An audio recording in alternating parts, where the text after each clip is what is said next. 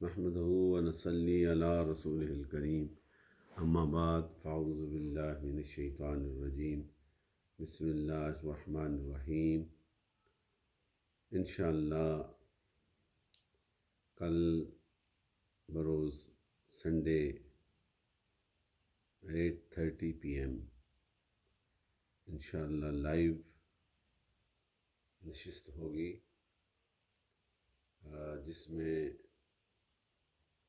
حضور آقا مدنی تاجدار نور مجسم، کائنات کے والی، نبیوں کے سردار، سید المرسلین، خاتم النبیین، شفیع المذنبین، حضور آقا نبی رحمت نور مجسم صلی اللہ علیہ وسلم کے صحابہ اکرام، اس پاک راہ پر چلنے والے اصحابہ، the companions, the lovers, the devotees of prophet Muhammad صلی اللہ علیہ وسلم، ان میں سے کوئی چند کے نام آپ نے خلفائے راشدین کا تذکرہ اکثر سنا، اور ان کے کردار اور ان کی وفا، ان کی محبت، ان کا عشق حضور کے ساتھ آپ سنتے رہے۔ لیکن میں نے کچھ چند دیگر صحابہ کرام کے زندگی کے حوالے سے، ان کی وفا کے حوالے سے چند 2 یا 4 یا 3 صحابہ کا کل کی اس مختصر سی نشست میں تذکرہ کروں گا، اور یہ بھی ہمارے لیے بڑا انعام ہے کہ ہم حضور آقا مدنی تاجدار کے ان غلاموں میں سے ہیں، یا اس جماعت کے ساتھ ہمارا تعلق ہے جو نبی رحمت نور مجسم، کائنات کے والی کی ہر ادا پہ اپنے ایمان کو تازہ کرتے ہیں، حضور کے صحابہ سے بے پناہ محبت کرتے ہیں، حضور کی اہل بیت سے بے پناہ عقیدت اور محبت کرتے ہیں، اور یہی سلسلہ پھر اولیاء کاملین کی جماعت کے ساتھ یہ تعلق، یہ نسبت، میرے دوستو، یہی ہمارے لیے بخشش کا سماں ہے۔ تو اس کے حوالے سے انشاءاللہ یہ ہمارا یہ سلسلہ جاری رہے گا۔ موجودہ حالات میں ایک کووڈ-19 کی وبا جو پوری دنیا میں پھیلی ہوئی ہے، اس کی وجہ سے ہر انسان، ہر ملک کا انسان، ہر رنگ و نسل کا، اس میں کوئی امتیاز نہیں ہے، سب کے سب پریشان ہیں۔ اور پھر ہمارے ملک پاکستان میں یہ وبا اسی طرح پھیل رہی ہے، اور کچھ ہمارے پالیٹیشنز اپنی بقا کے لیے، اپنی پہچان کے لیے اسے بھی ایز اے سیاست کے طور پر بھی استعمال کر رہے ہیں۔ یہ بڑی دکھ کی بات ہے میرے دوستو۔ اس دور میں ہمیں انسانیت کی بقا کے لیے اور اس ملک کی خوشحالی کے لیے کام کرنا چاہیے۔ میں سلیوٹ کرتا ہوں افواج پاکستان کو۔ ہماری آرمی نے ہر مشکل وقت میں، یہ حقیقت ہے، it is a establish fact and keep in your minds all the Pakistanis نے، کہ افواج پاکستان نے ہر دور میں ملک میں کوئی آفات و بلیات کا حملہ ہوا تو یہ ہماری آرگنائزڈ انسٹیٹیوشن جو ہے آرمی، جو سرحدوں پہ بھی اس ملک کی سورینٹی کے لیے اپنی خدمات سر انجام دے رہی ہے، اندرون ملک میں بھی کبھی خلفشار بیماریاں، کچھ وبا، سیلاب، کوئی ایسی تکلیف آتی ہے تو پھر یہ سرگرم عمل ہوتے ہیں۔ یہ واحد ادارہ ہے جو اس ملک کی بقا کے لیے کام کر رہا ہے۔ اس وقت موجودہ دور میں یہ کووڈ-19 میں بھی ہماری افواج نے یہ سارا کام کیا، باقی سب پالیٹکس ہے، وہ اپنے اپنے لگے ہوئے ہیں۔ کمروں میں آ کے بیٹھ کے چیئرز پہ بیٹھ کے ایکسپلینیشن ہو جاتی ہے، آن دا گراؤنڈ اگر کوئی کام کر رہا ہے تو وہ پاکستان آرمی کے نوجوان ہیں، اور ان کے ساتھ یہ ایڈمنسٹریٹو وائز جو میڈیکلی لوگ جو خدمات دے رہے ہیں وہ میری پروفیشن کے وہ ڈاکٹرز ہیں، میں انہیں سلام کرتا ہوں، پیرامیڈیکلز کو سلام کرتا ہوں، جو دن رات اس کنٹیجس ڈیزیز کے سامنے ایک بارڈر کی حیثیت سے کھڑے ہو کر ان لوگوں کی جانوں کو بچانے کی کوشش کر رہے ہیں جو اس بیماری میں مبتلا ہو کر ہاسپٹلز میں آتے ہیں۔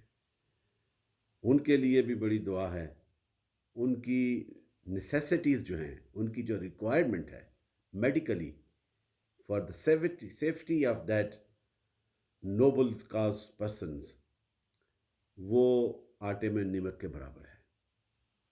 یہ جمع خرچ پلس مائنس یہ ہو کارا کچھ ہو رہا ہے، لیکن ان تک پہنچتے پہنچتے 10% بھی نہیں ہوتا۔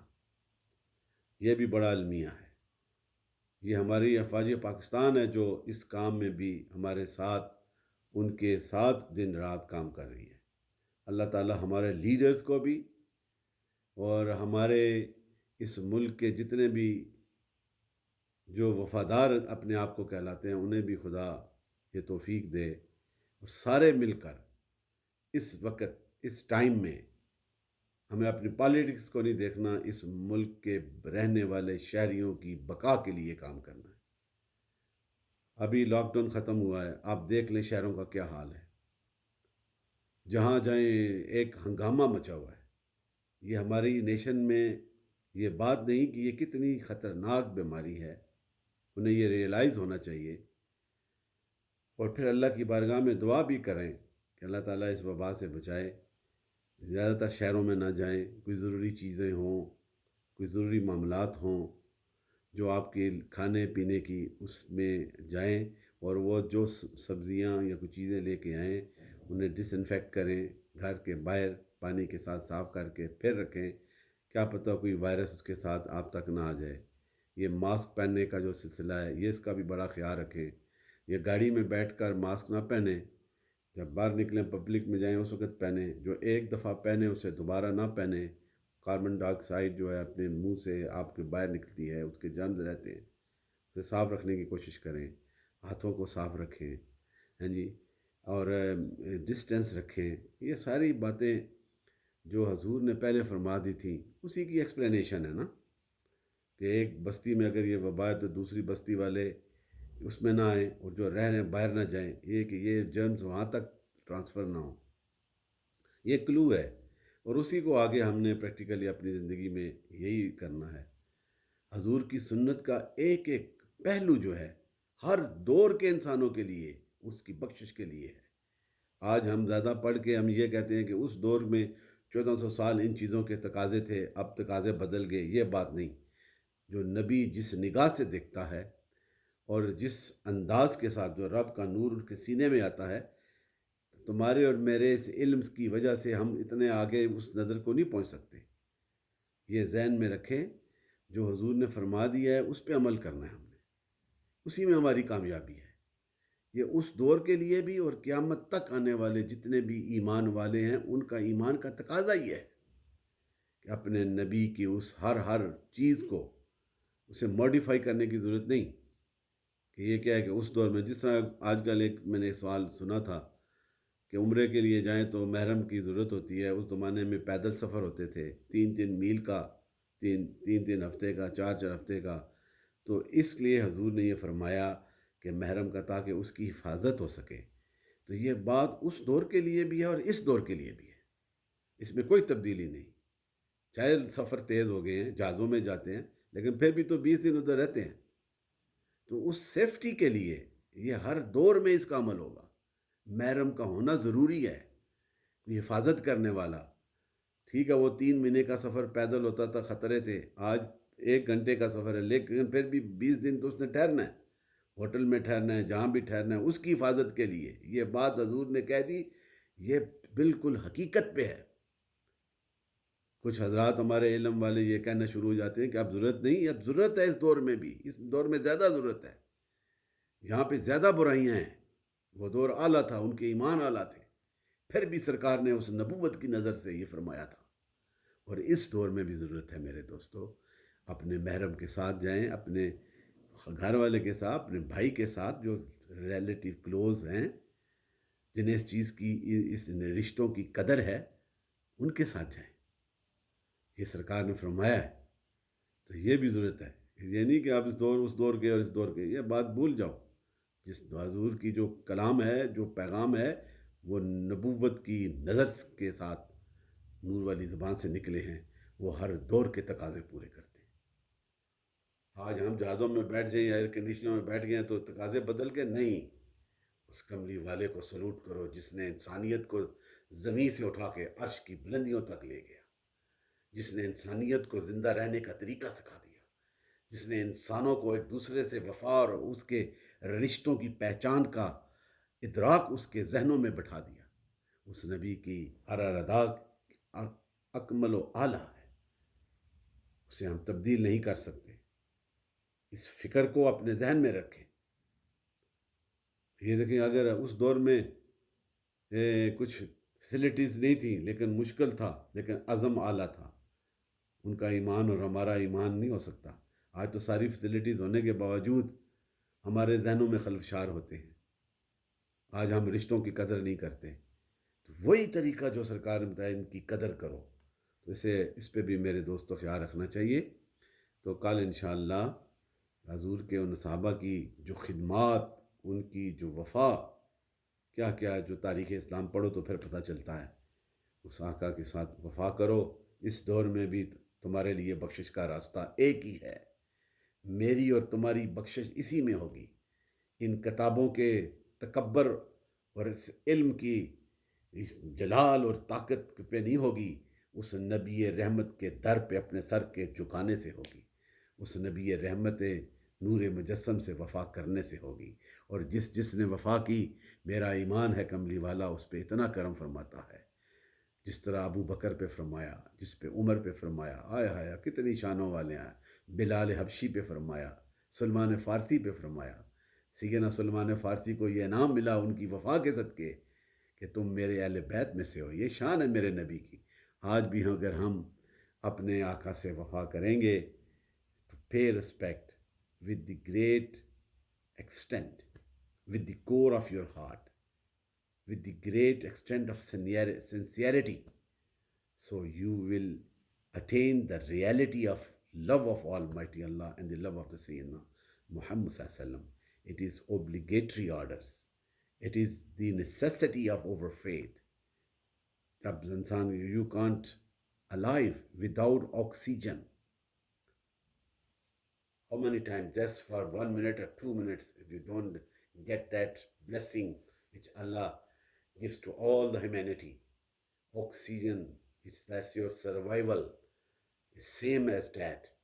Without the love of Prophet Muhammad Sallallahu Alaihi Wasallam, we can't alive our soul. The requirement of your soul, your spirit, your internal feelings, that is the love of the Sayyidina Muhammad Sallallahu Alaihi Wasallam. If you have, so your soul is alive.